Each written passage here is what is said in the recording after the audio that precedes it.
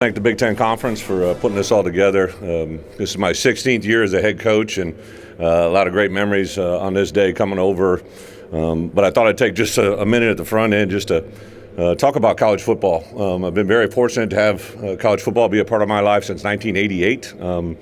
As I've kind of evolved as a player to an assistant coach to a coordinator to a head coach now for 16 years, obviously things have changed a lot. And I think one of the most common questions I get is, Coach, at this time in your career, how are kids different? How is the game different? And there are so many things that factor into that, but one of the obviously constants is just the competitive nature, the environment, the things that make college football so special. And I think to be a head coach right now in 2024 is such a special time. I think a lot of people want to dwell on things or think about things in a negative light. I think perspective is everything, right? And there isn't a more exciting time for me in my life than to be the head coach at the University of Illinois in 2024, to have the conference, the expansion, the schedule, the world of college athletics with the portal, the NIL, the expansion in the coaching roles, duties, and responsibilities. It just literally became a reality here in the last month. I just can't express how awesome it is to have this job and to be in this opportunity and to make it be very, very special every day when I walk in that building, how awesome it is. I think college football, because of the way society is today, the players that we're able to recruit from coast to coast, not just traditional high school players anymore, but now because of the portal, you're literally I know in the month of December, my first day, I flew to Albuquerque, New Mexico. Never been there before. I was going after a tackle that was in the portal from New Mexico, and I thought about that, right? And then I flew later that day to the East Coast to recruit a defensive lineman that we're pursuing, and just a different perspective, but the same thing, right? We're pursuing young men that we want to have in our program, be a part of a special place, and to be a part of something special. That hasn't changed. In our conference, right, in the Big Ten Conference, I think about first coming here and sitting in meetings, and I started with Jim Delaney as a commissioner, who obviously on the forefront of a lot of different topics, different issues. To sit in meetings with him and learn and see his view and to see that environment was pretty special. Then I transitioned to the SEC, and I'll never forget the first meeting I sat in with Mike Slive at the front of the room, and to hear a commissioner lead the meetings the way he did. He had a big old cigar in his mouth, called us all on a first-name basis, and just a different type of leadership, but obviously someone that was very, very talented. And then that transition to Greg Sankey, and was able to be around Sankey several years as a head coach, and to see the way he leaded and obviously still leads today. Came to the conference, and Kevin Warren was here, and a little bit different time because it was on the beginning cusp of COVID and all the things that were going on was around Kevin, but then obviously the transition now to Tony Petitti, and you just heard his words. For me as a head coach, I've been through 5 different commissioners, and to see the leadership that he brings, to see the vision that he brings. I remember the very first Zoom call we ever had. We talked about the idea of technology, coach to player, and tablets on the sidelines. And I remember him taking note of that, calling me afterwards, and then was really the champion to get that through right now. And I think today, in today's world of college football, like that's kind of a different storyline because no one's really talking about it. But I think the addition of technology in college football this fall is going to be huge. So I just immediately saw the impact that Tony can have, not just for our conference, but our program and for football in general. So really, really excited for our conference. I know a lot of people have different views on expansion. For me as a head coach, I'm looking at a schedule this year where I play a game on the East Coast against Rutgers and Penn State, and then we play a game on the West Coast against Oregon. We play a game in the middle of our stadium in Memorial Stadium against Michigan, and a 100-year anniversary game that is very, very special to have those type of games on our schedule. Not only great for our players, but for our fans.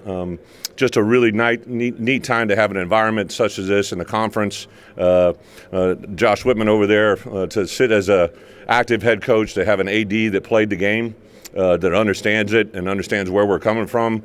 2-time academic All-American. That doesn't just happen by chance.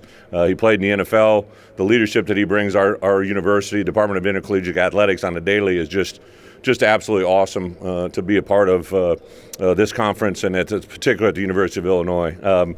Brought 3 players with us today. I think it's important to note that all 3 players that are with us here today are 3 players that have been at the University of Illinois their entire career and only at the University of Illinois. Also 3 unique stories. This is my 4th year as a head coach, but these 3 guys all have different stories. Seth Coleman was a player that was already at the University of Illinois playing when I first got there. We were going into a sixth season with us this year, and Seth was a unique story because we kind of switched schemes. He actually switched positions from a defensive end down on the ground to an outside linebacker, has been very productive.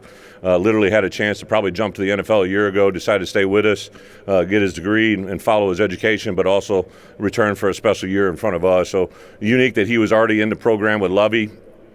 Pat Bryant, the other player that's with us here today, the only offensive player, was actually signed on Wednesday to the University of Illinois. I didn't become the head coach until Friday. So the previous staff had recruited him. He stayed committed even during the transition, and I was able to obtain him unbelievably by not ever recruiting him. We started a journey together. He came in that first fall with us. Has been a solid player for 3 years, joined us his fourth year.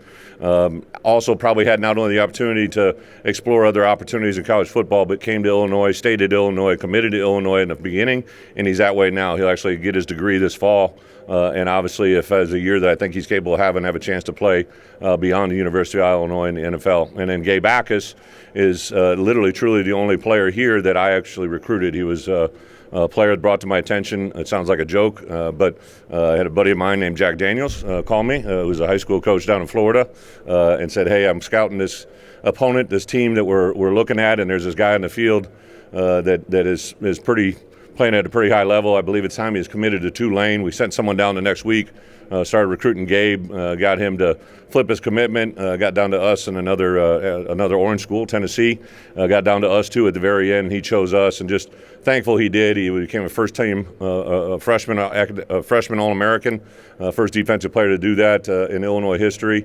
Has been with us the last 2 years, and going into his third year has set himself in a position I think very special. So I think everything gets talked about in this world about NIL. None of these guys were promised or given anything until obviously the rule change here the last year or two, but these guys chose Illinois because of Illinois, and I think it stands for what they represent. So excited to have them with us, excited about our team. I know we've made reference to a couple players that returned, but because of the portal world, even though they may have not started for us, but they've started at other places, we have 17 players that are in our either our starting lineup or what we consider to be starters in our program. 17 guys that have started more than 10 games in their college football career. We have a wide receiver, Zachary Franklin, who started over 40 games in college football. Our left tackle, J.C. Davis, has been a multiple-year starter at New Mexico. Melvin Priestley, who projects to be our starting right tackle, is a guy that has started several games in college football. Luke Altmaier started a game at Ole Miss, but also now has a 9-game start, so he's had 10 career starts in college football. So just a lot of really good, valuable experience coming into our building, as well as the addition of the guys that we had from last year, getting better this spring. Really excited. They just finished an 8-week program. We open up on a Thursday against Eastern Illinois, so we actually start fall camp on Sunday, and excited to get to work with these guys and see where we can go. We got a really unique schedule. We have 3 of our first games are at home, non-conference games. We open up with Eastern Illinois, have a rematch game against Kansas, and then a game against Central Michigan before we jump to a first Big Ten game at Nebraska on a Friday night. So this schedule includes 12 games, 7 home, 5 away. First 3 are at home. Of our last 3 games, 2 of those 3 are on the road, so we got to be at our strongest at the end. We have 6 rematch games and 6 new games. We play 5 games, have a bye week, 4 games and a bye week, and then 3. A lot of different ways to look at it, but super excited the way this thing lays out. Got a Thursday game, a Friday game, and 10 Saturday games, so a little bit of everything, which is college football right now, and I think our guys are excited for it. So with that, I'll open it up for some easy questions. Thank you, Coach. On your right. Hi, Will Decker, LA Football Network. Coach, you have had a loaded secondary since you've been here for Illinois, and this year appears to be no different. Xavier and Miles Scott coming back as your safety duo. Can you talk about what they mean to your defense, and also talk to me about Terrence Brooks, the Texas transfer coming to Illinois, and what he's going to mean to your defensive? Yeah, great question. Obviously, 2 years ago, we had 3 players drafted in the top 3 rounds out of the secondary, so I knew we had some people to replace there. Unfortunately, last year was hit a little bit by injury. Matt Bailey, who we had factored into our playing lineup, literally played 1 snap of college football last year and had an injury that cost him his entire season. Xavier Scott tore his ACL during the course of the year. So 2 of our main secondary players, in addition to the 3 we lost, were lost for the season. But I was super excited. Miles Scott transitioned from wide receiver to safety. He had a game-changing play in his first game as a starter against Toledo that returned for a pick 6. He got better every year. He just looks like a DB now. Just super excited about Miles Scott and Xavier Scott. On the corner, a guy that hasn't gotten a lot of outside pub, but a guy that last spring and this winter and this summer has had as good a time is Tyler Strain. He's a guy that's played a lot of football for us. He's kind of taken a step in the right direction. Super pumped to see exactly where he goes and where he's at. And then you mentioned Terrence Brooks, a guy that started, I believe, almost 20 games at Texas on a college football playoff team. A guy that when we saw him get in the portal, we contacted. It was really cool to. Everybody's got recruiting stories. I can literally sit here and go through them all.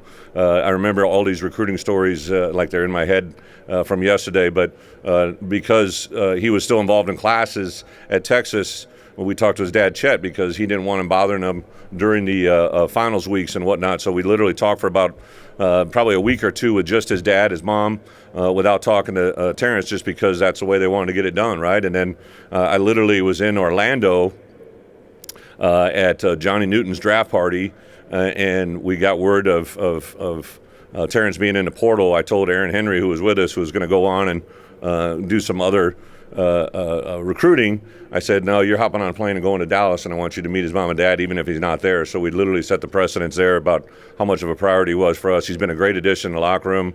Been a guy that's going to just focused on where he is. Also had another guy, Torrey Cox, who has started over 20 games in college football, join us as well. So young players, Mac Resetich, a couple of young corners. Super excited to see that room get to work. Coach Bielema, thank you so much for your time. That's it. Beautiful. You guys are great.